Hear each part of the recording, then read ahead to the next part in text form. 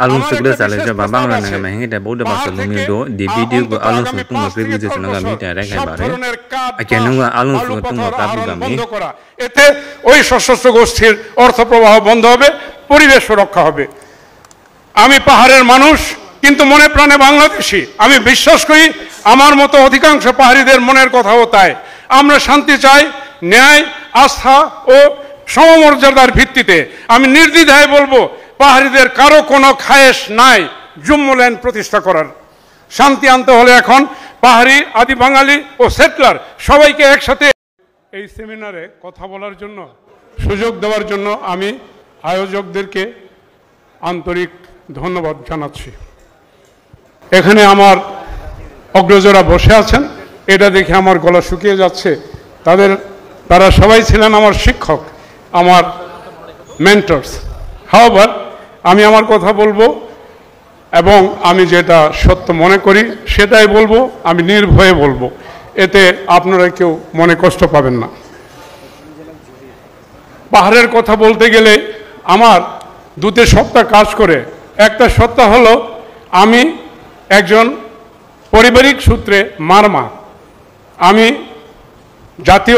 জাতিগত সূত্রে আমি বাংলাদেশি এবং আন্তর্জাতিক মানদণ্ডে আমি আদিবাসী।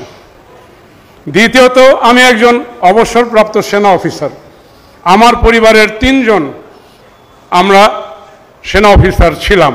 আমার ছেলে এখনও সেনাবাহিনীতে চাকরিরত সেনা অফিসার হিসেবে। আমার জন্ম 1959 সালে। 1971 নভেম্বরের আগে পর্যন্ত আমি কখনো শুনিনি পাহাড়ি এবং বাঙালিদের মধ্যে কোনো সংঘাত বা রক্তপাত হয়েছে। সব যা শুরু হয়েছে সেগুলি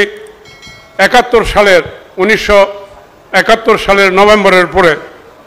এবং আমি মনে করি এসব সংঘাত প্রাকৃতিক নয়, বরং এসব সংঘাত লোভ, লালসা, ক্ষমতার দাপট, ভ্রান্ত রাজনৈতিক ও অপরিপক্ক প্রশাসনিক পরিকল্পনার ফসল। আজকের কথায় আমি আর অতীতকে টানব না। শুধুমাত্র মূল বক্তব্য শুরু করার আগে আমি আপনাদের সামনে কয়েকটা প্রশ্ন রেখে যেতে চাই। আপনারা একটু চিন্তা করে দেখবেন, আমরা কি সত্যি পাহাড়ের স্থায়ী শান্তি প্রতিষ্ঠায় আগ্রহী? আমরা কি সত্যি আধিপত্যবাদী মানসিকতার খোলস থেকে বের হয়ে পারস্পরিক আস্থার ভিত্তিতে পাহাড়িদের সাথে সমান মর্যাদায় শান্তিপূর্ণ সহাবস্থানে বাস করতে ইচ্ছুক? আমরা কি চাই পাহাড়িরা নিজ নিজ কালচার অনুযায়ী নিরাপদ ও নিরুপদ্রব জীবনযাপন করুক? আমি জানতে চাই পাহাড়ের স্বায়ত্তশাসন এবং প্রান্তিক জনগোষ্ঠীগুলিকে আদিবাসী হিসেবে পরিচিতি দেওয়াটা কি সত্যি সার্বভৌমত্বের জন্য কোনো হুমকি? এটি সুশাসনের একটি বিকল্প পথ কি হতে পারে না?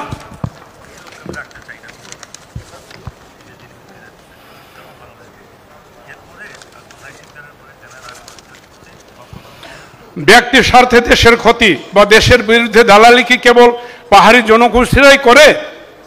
পাহাড়ে যে কোনো সংঘাতের সময় প্রায় শোনা যায় আইন রক্ষাকারী বাহিনীর পক্ষপাত দুষ্টের কথা। এগুলি কি নির্জলা মিথ্যা এবং অমূলক? ভারতের দালালি কি কেবল পাহাড়িরাই করে? আমি একজন অত্যন্ত সাধারণ অবসরী সেনা অফিসার, আমার দৃষ্টিকোণ সীমিত। আমি আমার নিজের মধ্য থেকেই কথাগুলি বলবো। আমাদের চলমান সমস্যাগুলি একজন সাধারণ বাংলাদেশি হিসেবে আমি যেটা বুঝি সেটা হলো, আসল সমস্যাগুলি হলো যাত্রাভিমান, স্বার্থান্ধতা, লোভ, লালসা, কলোনিয়াল মনোভাব, প্রতিহিংসা পরায়ণতা, ক্ষমতার দাপট প্রদর্শন ইচ্ছা ইত্যাদি থেকে জাত। অদৃশ্য হলেও এসবই হলো সকল অশান্তির মূল কারণ। বাকি সব এই মূল কারণগুলির শাখা প্রশাখা মাত্র। আইন শৃঙ্খলার অবনতি হলো সবচেয়ে বড় সমস্যা। চাঁদাবাজি, অপহরণ, ধর্ষণ, খুন, ছিনতাই পাহাড়ে দিন দিন বেড়ে চলেছে। কোনো সমস্যা নেই। আমি খুব সংক্ষিপ্ত করে বলবো, গুজব আর উস্কানির মতো সমস্যার ফলে সৃষ্টি হচ্ছে ভুল বুঝাবুঝির, যার অবশ্যম্ভাবী পরিণত হয় সংঘাতে। আর সেই সব সংঘাতে সাধারণ পাহাড়িদের গ্রাম ও দোকান লুটপাট হয়, পুড়ে ছাই হয়, আহত নিহত হয় পাহাড়িরাই। অতি সম্প্রতি সামাজিক মাধ্যমে দেখা গেছে মোসাদ নাকি পাহাড়ে একটা ইহুদি ভূমির প্রতিষ্ঠার পরিকল্পনা ও প্রচেষ্টা করছে। আমি সংশ্লিষ্ট কর্তৃপক্ষকে অনুরোধ করব অবিলম্বে এই খবরটার সত্যতা যাচাই করতে, না হলে এ ধরনের গুজব শান্তির পথে বিশাল অন্তরায় হয়ে দাঁড়াবে। আমাদের পাহাড়ে অপপ্রচার, পক্ষপাত আর ভিত্তিহীন প্রচারণার ফলে সত্য আড়াল হয়ে যায়। তখন ধর্ষণ হয়ে যায় সাজানো, খুন হয়ে যায় কুন্দল, লুটপাট অগ্নিসংযোগ হয়ে যায় নাটক। ফলে তাদের তদন্তের সময় সত্য আড়াল হয়ে যায়। Sir last 30 second sir please. আমাকে কথা বলতে দিতে হবে, কারণ আপনারা আমাকে কথা বলতে বলছেন। Sir we have constant of time sir, there are few other speaker. এসব কারণে একাধিক ভুক্তভোগীরা ন্যায় বিচার থেকে বঞ্চিত হয়, অন্যদিকে অপরাধীরা ধরা ছোঁয়ার বাইরে থেকে যায়। আদিবাসী প্রসঙ্গে আমি বলবো, আদিবাসী আর অধিবাসী এই শব্দ দুটির অর্থগত তফাৎ আমাদেরকে বুঝতে হবে। আন্তর্জাতিক মানদণ্ড ILO 169, আন্দ্রিপ 2007 অনুযায়ী পাহাড়িরা আদিবাসী হওয়ার শর্ত পূরণ করে, এটাই বাস্তবতা। পাহাড়ে প্রচুর উন্নয়ন হয়েছে, অস্বীকার করার উপায় নাই। আমার মতে টেকসই শান্তি প্রতিষ্ঠার জন্য সবার আগে প্রয়োজন সংশ্লিষ্ট সকলের আন্তরিক সদিচ্ছা।